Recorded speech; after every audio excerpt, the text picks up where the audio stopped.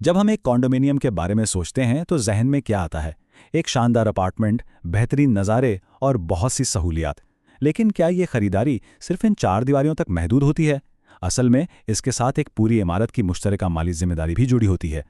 आइए आज कॉन्डो की मिल्कियत के इस छुपे हुए माली पहलू को जरा गहराई में समझते हैं। और क्यों ना हो, ऐसी इमारतें बिलाशुबा देखने में बहुत पुरकशिश लगती हैं। एक महफूज और आसान जिंदगी का वादा जहां हर छोटी बड़ी चीज का ख्याल रखा जाता है। ये वही ख्वाब है जिसे खरीदने के लिए लोग अपनी जिंदगी भर की जमा पूंजी लगा देते हैं। लेकिन फिर बात आती है माहाना मेंटेनेंस फीस की। हर महीने एक मुकर्ररा रकम अदा की जाती है, पर सवाल यह है कि आखिर ये सारा पैसा जाता कहाँ है? ये वो मम्मा है जिसे आज हम हल करने की कोशिश करेंगे। तो चलिए इस माहाना फीस की गुत्थी को सुलझाते हैं और देखते हैं कि इसके पीछे असल कहानी क्या चल रही है। अब देखिए, ये जो फीस है ना, ये कई हिस्सों में बटी होती है। इसका कुछ हिस्सा तो रोज़मर्रा के कामों पर खर्च होता है, जैसे सफाई, गार्डनिंग और सिक्योरिटी। कुछ हिस्सा मैनेजमेंट और इंश्योरेंस के लिए चला जाता है। लेकिन इसमें एक बहुत ही अहम हिस्सा है जो एक खास बचत वाले अकाउंट में जाता है, जिसे रिजर्व फंड कहते हैं। तो समझने की बात यह है कि हर फेस का एक हिस्सा आज के अखराजात के लिए नहीं, बल्कि मुस्तकबिल में आने वाले बड़े खर्चों के लिए अलग रखा जा रहा है। ये इमारत की माली मंसूबाबंदी का सबसे अहम सतून है। तो आखिर ये रिजर्व फंड है क्या चीज़? इसे आप इमारत का अपना इमरजेंसी सेविंग्स अकाउंट समझ लें, जो सिर्फ बुरे वक्त के लिए बचाया जाता है।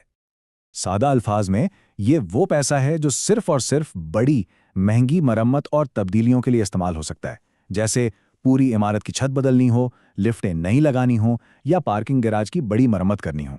ये रोज़मर्रा के छोटे मोटे खर्चों के लिए बिल्कुल नहीं है। और ये स्लाइड इस फर्क को बिल्कुल साफ वाज़े करती है। देखिए, कॉरिडोर में रंग करवाना या कोई बल्ब बदलना, ये रोज़मर्रा का खर्च है जो ऑपरेटिंग बजट से पूरा होता है। लेकिन पूरी इमारत की छत बदलना एक बहुत बड़ा प्रोजेक्ट है, और इसके लिए पैसा रिजर्व फंड से ही आता है। लेकिन यहाँ एक बहुत अहम और थोड़ा डराने वाला सवाल पैदा होता है। क्या होगा अगर कोई बहुत बड़ा खर्च अचानक सामने आ जाए और इस सेविंग्स अकाउंट में पैसे काफ़ी ना हो? बस ऐसी ही सूरत हाल में वो चीज़ सामने आती है जिससे हर कॉन्डो मालिक डरता है। इसे कहते हैं स्पेशल असेसमेंट। और ये कोई सुनी सुनाई बात नहीं, बल्कि कानून है। अगर मरम्मत के इखराजात रिजर्व फंड में मौजूद रकम से बढ़ जाएं, तो बोर्ड ऑफ डायरेक्टर्स को ये इख्तियार है कि वो तमाम मालिकान पर एक इजाफी फीस यानी स्पेशल असेसमेंट लगा दें। इसका सिलसिला बहुत सीधा है। पहला कदम, रिजर्व फंड में पैसे कम हैं। दूसरा कदम, अचानक एक बड़ी और फौरी मरम्मत की ज़रूरत पड़ जाती है। तीसरा कदम, बोर्ड स्पेशल असेसमेंट का ऐलान कर देता है। और आखिरी चौथा कदम, तमाम मालिकान को एक बहुत बड़ा गैर मुतवक्का बिल मिल जाता है। और ये रकम छोटी नहीं होती।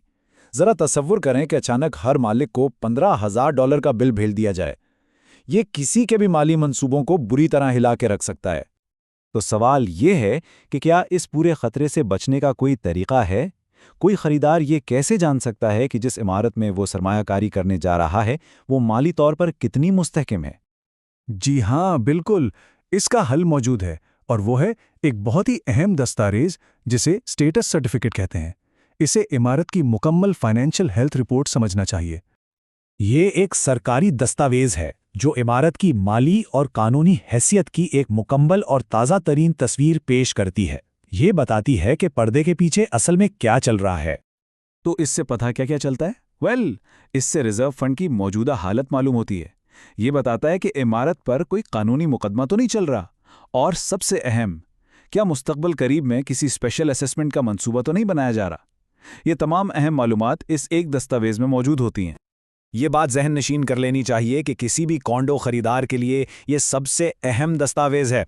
सौदा पक्का करने से पहले इस सर्टिफिकेट को हासिल करना और अपने वकील से इसका बगौर जायजा करवाना लाजमी है। इसमें कोई दो राय नहीं।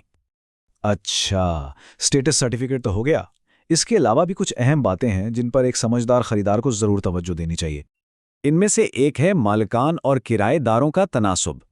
जिन इमारतों में ज्यादातर मालिकान खुद रहते हैं, वहां उमूमन देखभाल का मेयार बेहतर होता है। और ये भी एक हकीकत है कि अगर 25% से ज्यादा यूनिट्स किराए पर हों तो कुछ बैंक मॉर्गेज देने में भी हिचकिचाते हैं।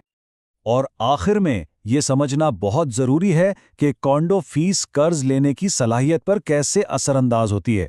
بینک مارگیج کی منظوری دیتے وقت ماہانہ کانڈو فیس کا 50% حصہ رہائشی اخراجات میں شامل کر لیتے ہیں۔ سیدھی سی بات ہے، فیس جتنی زیادہ ہوگی، قرض ملنے کی گنجائش اتنی ہی کم ہو سکتی ہے۔